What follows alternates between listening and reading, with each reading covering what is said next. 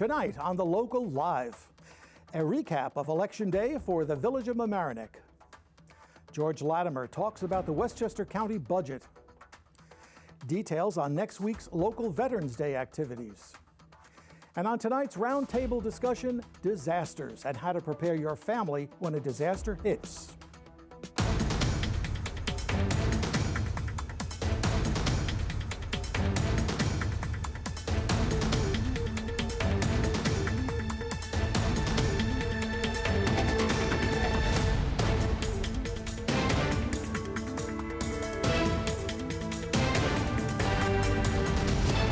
Good evening from the LMC TV studios, high atop the town center on Boston Post Road. It's Thursday, November 7th. I'm Mike Witch. Welcome to the Local Live. On Election Day, Tuesday, November 5th, Town of Mamaroneck officials ran unopposed, resulting in the re-election of Supervisor Nancy Seligson and Council members Jeffrey King and Abby Katz. But there was a contested race in the Village of Mamaroneck. The Democrats were victorious. Tom Murphy won re-election as mayor, beating Norman Rosenblum of the Friendly Village Party. Nora Lucas was re-elected as trustee, and Kelly Wenstrup, running for the first time to fill an unexpired term as a trustee, also won. LMC TV had reporters at Democratic and Friendly Village Party locations. Here's their election video. This is Millie Bone reporting for LMC TV. Tonight is election night, and I'm here with the Friendly Village Party at Don Hito. Well, all the numbers aren't in, and it's, of course, an open question in this new process of the new election law that actually we don't know what the early voting was, but it seems very apparent that I congratulate Tom and Nora and Kelly on what's apparent their victory. And it is not a negative thing. It's a pleasure to be part of the democratic process.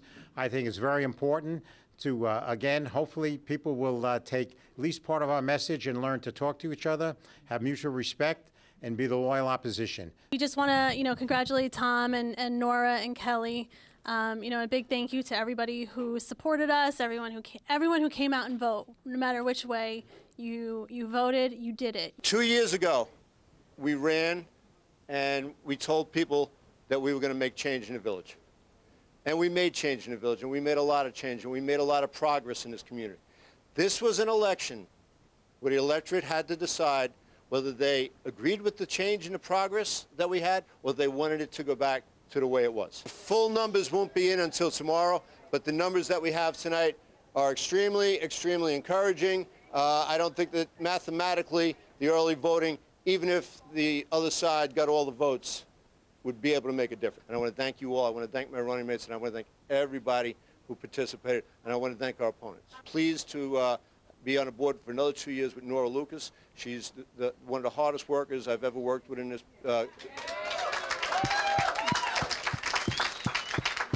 And I give you Nora Lucas. Okay. Well, thank you. Yeah, I did work hard, and I'm happy that we're at an end. And I will say that it was great to work with Kelly and Tom and all of our district leaders. We are very, very lucky in the town of Mamaroneck that we have the opportunity to run unopposed, but we don't run without all the heart and emotion and effort and work that everyone else puts in as well. We are so looking forward to working again with the great team in the Village of Mamaroneck. I love working with Tom and Kelly. I want to congratulate Councilwoman Abby Katz, Councilman Jeff King, Justice Jean Marie Brescia, and Town Clerk Christina Battaglia, all for their great work. This has been LMC TV's election night coverage. The night has resulted in a clean sweep for the Democrats. This has been Francisco Friesi signing off for LMC. If you'd like to watch our full live election night coverage, find it on LMC TV's website. County Executive George Latimer unveiled his plan for the 2020 operating budget, including a property tax cut. So as we present the fiscal year 2020 budget, we will be presenting a budget to the Board of Legislators that will cut the county property tax levy. The degree of that cut is not yet finalized because we are looking at expense sides of the budget. We have a variety of cost factors that we're trying to assess how far we want to be able to fund those things. But we're confident now, above what I said previously, that we would have a tax freeze. We will now be able to cut property tax levy in the budget that we submit. Number two, we made a commitment on a $10 million allocation into the reserve fund, and we will make that $10 million commitment. That is budgeted in. Also now can commit that this budget will be balanced without any one-shot revenues. If you recall last year, we budgeted for the potential sale of the parking lot from the county government to the LDC. It was a one-shot revenue of $23 million. We admitted that we were doing that to try to close a structural gap. We will be able to close the structural gap this year without any one-shot financing, and that is an important statement for fiscal. The full operating budget will be announced at a press conference tomorrow, November 8th. There's a new parking law in the town of Mamaroneck. Here's an explanation of that law from the November 6th town board meeting. East side from where the Washington Square residential area ends to Echo Lane. No parking from 10 to 11 Monday to Friday on one side of the street. On the other side of the street, that section from the west side from Birch Road to the point where the Washington Square residential area begins, no parking from 1 to 2. Okay. Okay. On Rocking Stone, from North Chatsworth Avenue to Valley Road, no parking from 10 to 11. And then from Seton Road to North Chatsworth, no parking from 1 to 2. Maple Hill. And I'll switch for you again. Okay. On the south side from Murray Avenue to Orsini, from 10 to 11, no parking on the east side. And on the north side, no parking from 1 to 2. This is Maple Hill from Murray Avenue to Orsini. 1 hour on each side of the street. It's from 10 to 11 on one side and 1 to 2 on the other. Okay. And on Mountain, it is the south side from the entire length within the town of Mamaroneck. Okay, so, which I believe ends around Acorn. Okay. And that's, again, from 10 to 11 on one side and 1 to 2 on the other. And then the last one's Overlook. Okay, thank you, Sabrina. Okay, Overlook Terrace, it's the entire length. So on one side of the street from 9 to 10 and the other side from 12 to 1. I make a motion that we pass the law as proposed. Okay. Is there a second? A second. Please call the roll. King, Aye. Fiddleman, Aye. Elkindini, Aye. Katz, Aye. Seligson. Aye. Okay, so we have just passed the parking prohibited on certain sides of certain streets at certain times law. You can watch the full meeting on the LMC TV website. Veterans Day is Monday, November 11th. Earlier today, the town of Mamaroneck hosted a Veterans Day ceremony at Mamaroneck High School, honoring 12 men from Larchmont and Mamaroneck who lost their lives in Vietnam. After the ceremony, students had a chance to meet veterans in person. Veterans Day activities will continue next week. In Larchmont, the ceremony is hosted by American Legion Post 347 and begins at 5 p.m. at Flint Park, 1 Locust Avenue. The Mamaroneck ceremony will be hosted by American Legion Post 90, starting at 11 o'clock in the morning at Veterans Memorial, located at 189 Prospect Avenue. Stay with us for our live roundtable. Maura Carlin talks with experts about emergency preparedness in our community.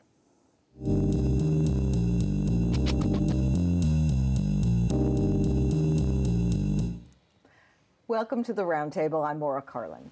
Tonight we're talking emergency preparedness in our community, and really not a moment too soon, as Mamaroneck recently experienced an earthquake, heavy winds, downed trees, and tonight it's even raining.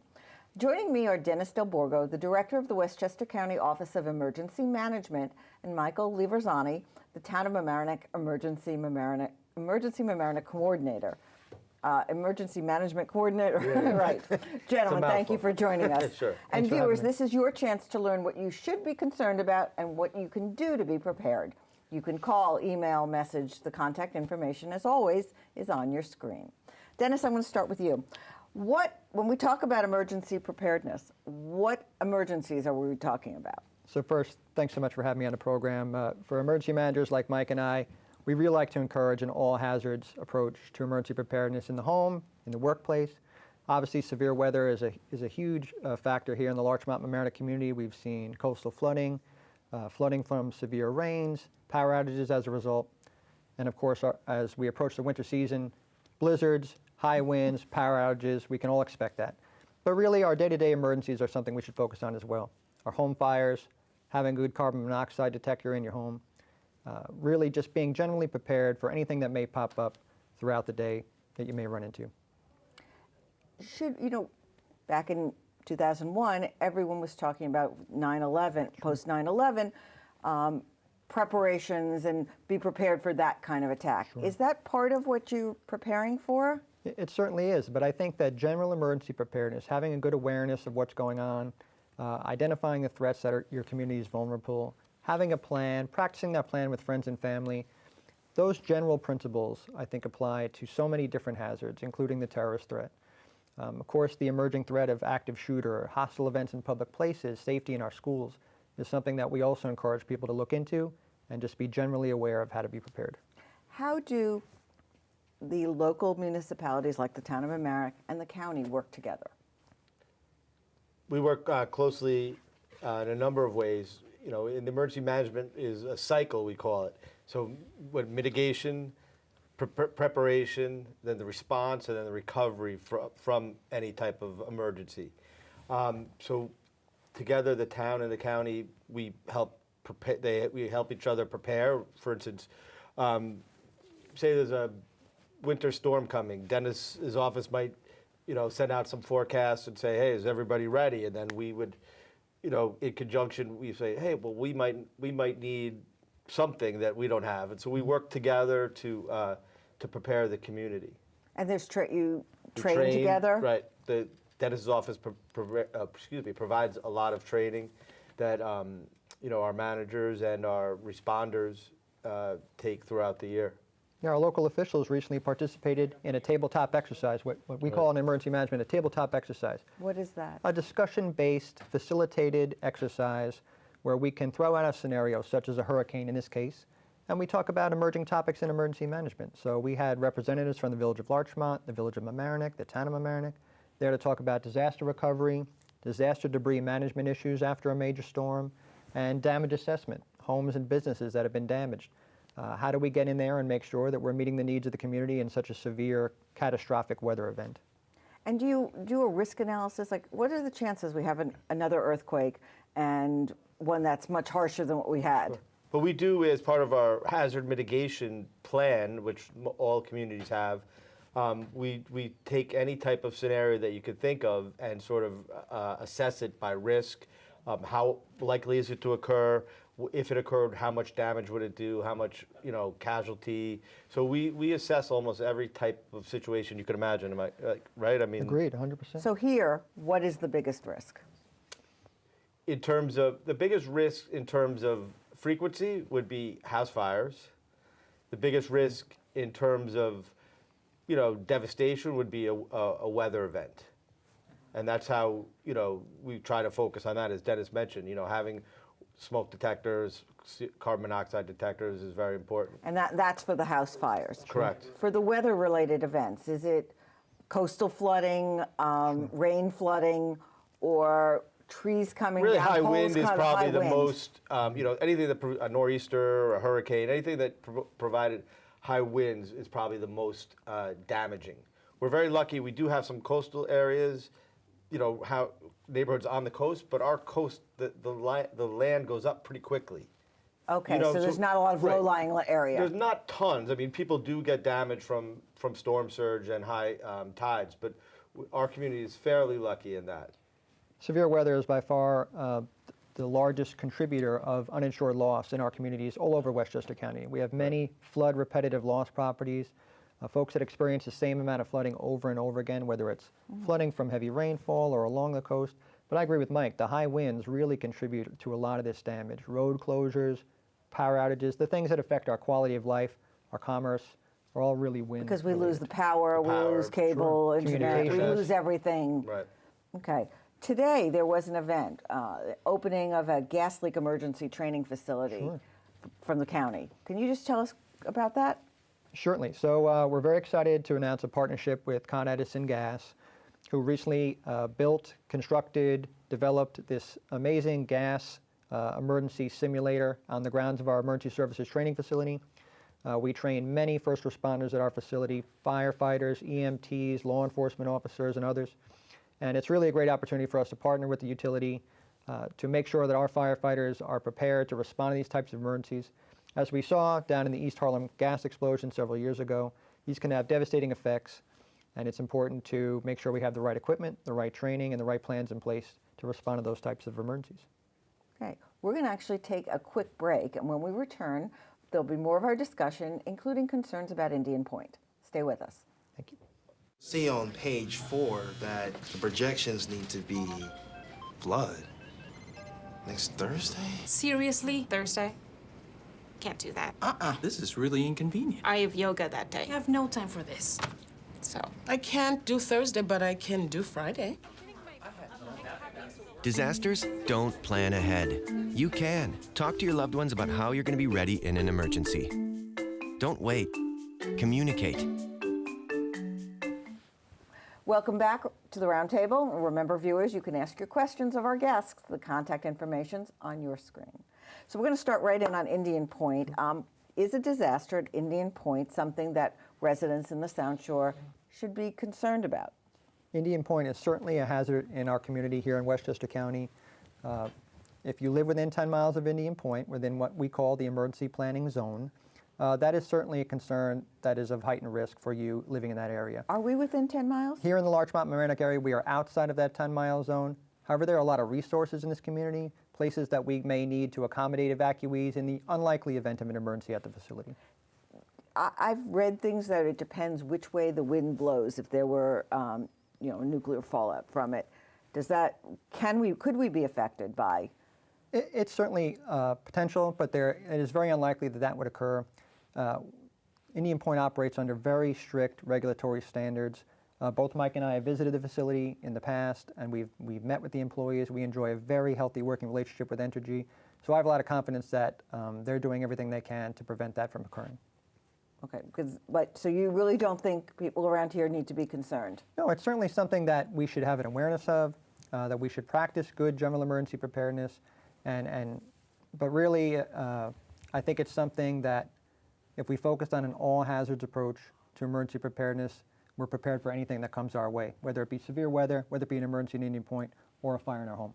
Correct. And I think that's really one of the points we need to, expand upon is that the all-hazard approach. So any emergency that you could think of, the focus should be the same, is to have a plan, have a kit in your house of emergency equipment. And we're going to get to that in the last segment. Have a communication plan with your family. There's, I saw you just had an ad for the ready.gov, and that's a great resource that people could go to. And it has all sorts of useful, quick information for them to plan for their family, business, or whatever, for any type of emergency. I want to talk about some specific things that seem to happen in this area a lot when there's some kind of, usually a weather event, and it relates, I don't know if you'd call it infrastructure, but it has to do with poles and trees coming down from wind events, and it's not always a fault thing, but you see trees literally lifted from the ground. Yeah. How do you prevent that? I mean, that's a tough one, but people can, again, be prepared and sort of help be proactive. If they see a dead tree or a dying tree or a weak-looking tree that looks like it'll fall on their house or on their on the wires in their neighborhood, they should either report it to Con Ed, to an arborist if it's on their property, or to the town if it's on the town right-of-way, or the village, or wherever they live. But people need to be proactive. I mean, oftentimes we'll see flooding events in a heavy downpour, and a street will be flooded, water will be pouring into people's basements, and the first person to get there just rakes the leaf off the nearest catch basin. But homeowners could do that themselves. If they know that they're at risk, they could take proactive steps to prevent some of these problems. Okay, so let's just talk about some of our service providers. And I will say, this is actually one of my big pet peeves. You lose your power, you lose your cable, internet, some telephone, and you try to contact them to find out what's going on, and they tell you to stay tuned and keep checking on the internet. And you don't have cable and you don't have power. Right. There's a problem in the communication system. Yeah, sure. What can people do? Well, especially power outage, the most important thing is even if the fire engines and the police cars are there, it's still very important for you to report your particular outage. And do that by going to coned.com or 1-800-75-CON-ED and they will, again, notify you. Their communication is getting better, and they have the ability to text you, email you, phone your cell phone number to give you updates for the outages in your area, including estimated times of restoration. So it's very important that every individual homeowner without power reports it to Con Ed, because even if it's an area-wide outage, you might have the service from the pole to your house might be down, and that might be the last thing that they know about. So it's very important for you to report everything. One of the problems, though, in the town of Mamaroneck is that cell phone service is very spotty, and a lot of people don't have, landlines anymore. Mm-hmm. You have no way of communicating. Correct. So that's all part of the make a plan. So if you know that you live in an area that has poor cell service, what's your family plan to make contact? Do you need to go a block over? Do you need to go to a friend's house? Do you need to go to the library? That's every individual should have a plan of what they need to do. Because if you live in a poor cell service area, you know it. So make a plan on what to do. Because the town of Mamaroneck and all the villages, have reverse 911 systems where we'll notify people. We'll try to give the updates as best we can on progress for utilities. So again, if you have a communication plan, that should We help have a that. caller. Yeah. So, caller, you're on the air. Go ahead with your question. Hi. I love the discussion. It's an important topic. Whatever happened to the sirens that we used to hear years ago? Are they still active? Or in the town of Mamaroneck, the sirens are all deactivated. That was mostly due to complaints of residents. But the town of Mamaroneck and the two villages have emergency notification systems where if you sign up, so if you go to any of the home pages for the town or the two villages, you'll see a sign up. In the town, it's called Swift 911. And we will notify you by any means that you sign up for, be cell phone, text, email, fax. Okay, I heard you earlier said that you have this emergency system, but as Maura said, what happens if you have no power? Well, if I have no power, I lose telephone, computer, everything. Well, you can put your cell phone on it, and you should, as part of an emergency plan, you should have a way to charge your cell phone in your car. There's no perfect answer, but this system, they do go out to any medium that's out there. I see. Thank you. Sure. Okay. And on that, we're going to actually take another break, and when we come back, I want you guys to really give us the lowdown on what every family should do to be prepared for whatever emergency might come up. Stay with us. We'll be right back. Thank you.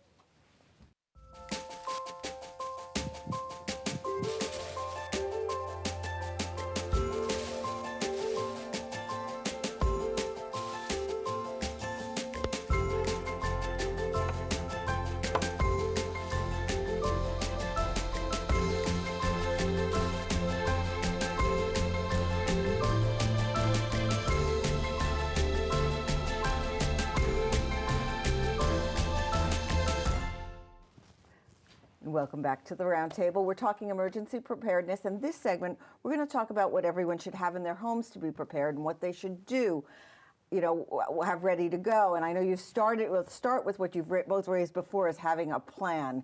Can you go more into that? Is it a plan to evacuate or a plan to meet up or both? I think both. A plan, if you had to evacuate, do you have everything ready to take with you? Do you have what do you need to evacuate? Water? Do you have, if you take medicine, do you have a 3-day supply of medicine? Do you have your essential documents in a place where you know where they are? Do you have some cash? Cash is an emergency supply. What are some other? We've grown so dependent on credit cards and debit cards. I think Mike is right on with the cash. It's something you may not think of as someone who's putting together their kit, that to throw a little cash in there. A battery-operated or crank-operated radio is certainly a good alternative, in terms of having that situational awareness, being able to monitor the media, but also copies of important documents, your home deed, insurance policies, birth certificates, list of medications. Is it okay to have it in a document on your phone? that you have Sure, access to? Is sure. that, If you have a way to charge it. Yeah. No, but like, you know, like your charger should be. Thumb drive. Right. So, in terms of like putting together a kit, is this something you should have already put together? You know, because medicines change. Like every month, you should make sure you have 3 days supply of everyone in the home's medications. It's very hard to do, but it's just something that you should think about, especially an event that you know is coming, say a hurricane or a severe winter event. That's really when you should ramp up your planning. You know, so it's a different planning. It's not going to the grocery store to buy milk and bread. Sure. You're really talking about. Correct. Right.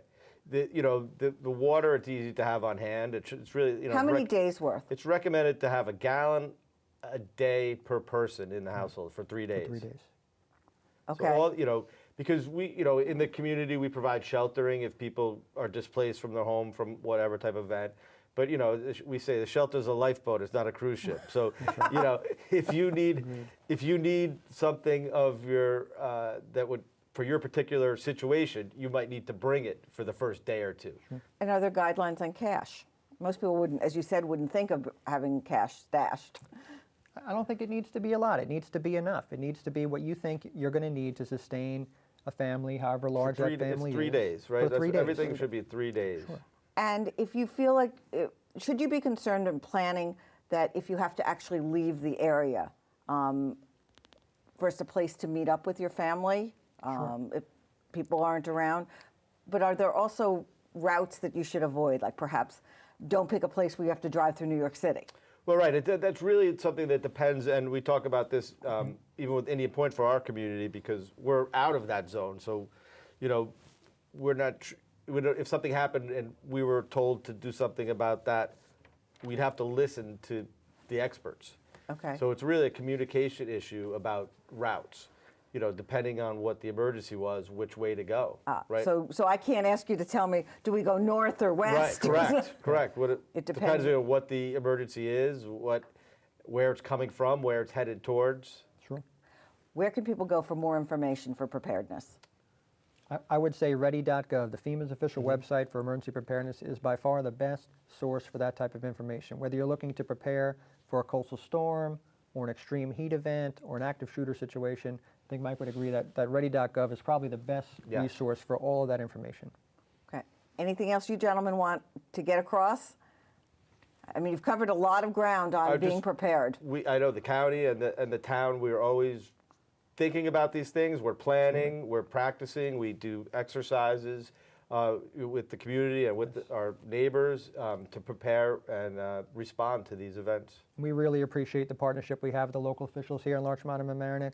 It's a great partnership. We do a lot together, and that's going to continue for as long as they'll have us down here. Well, thank you both for joining us, and thank you for joining us. Next week, join us for a discussion with State Senator Shelley Mayer, and of course, stay tuned now for more community stories.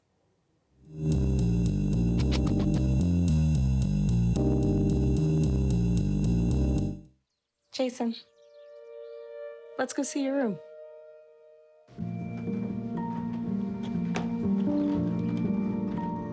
What do you think? We kept it a little spare, so you can decorate it how you like.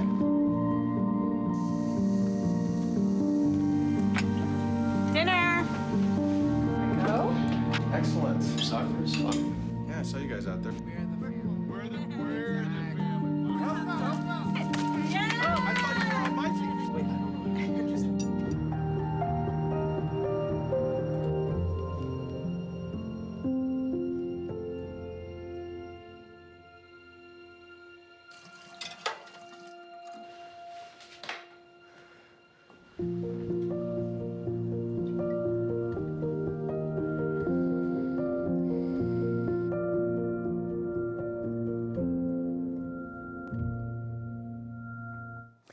The Larchmont Mamaroneck Lions Club hosted its 32nd annual Peace Poster Contest. The local chapter is participating in the international contest to encourage all youth to express their vision of peace through art. This year's contest theme was Journey of Peace. Let's take a look at some of the winners from our schools. I am Laura Bott. I am honored to be involved again this year with the Peace Poster Contest. And this year's theme is Journey of Peace.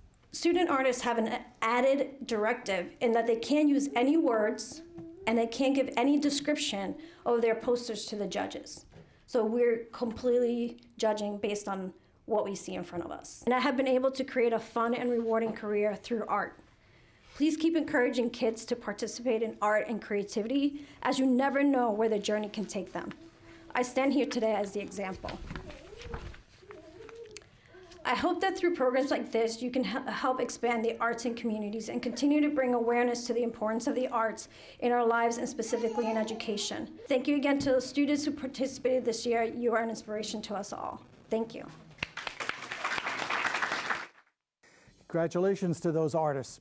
This week in sports, the Section 1 playoffs heated up in a big way. The second-seeded Mamaroneck boys soccer team hosted John Jay East Fishkill in a sectional semifinal game, a game which headed into overtime with no score. Tigers senior Matt Giraldo used his head, literally, to propel the Tigers to a win in the LMC Varsity Sports Play of the Week.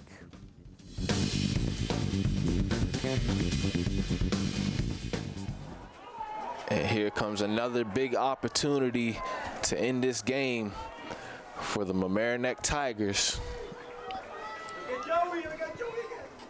As this one is up, headed, and into the goal. Matt Giraldo ends it here in overtime.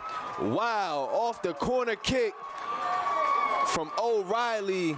Matt Giraldo puts it into the back of the net off the header. And what a heartbreaking defeat here for John Jay East Fishkill as they fought until the very end. But it's Matt Giraldo ending this one at 10:43 in the first overtime half. Wow, what a victory here for the Mamaroneck Tigers as they'll move on to face Ossining in the Section 1 final. Wow.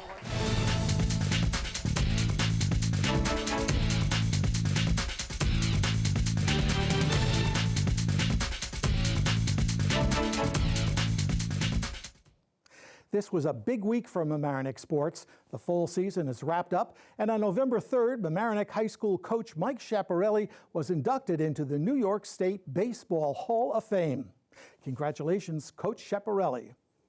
If you missed our live broadcast tonight, you can catch replays twice a day on this channel and on the LMC TV website and YouTube channel. Also, be sure to follow us on Facebook to stay up to date on breaking stories. We'll see you next week with our roundtable guest, State Senator Shelley Mayer. Thank you for watching The Local Live. I'm Mike Witch.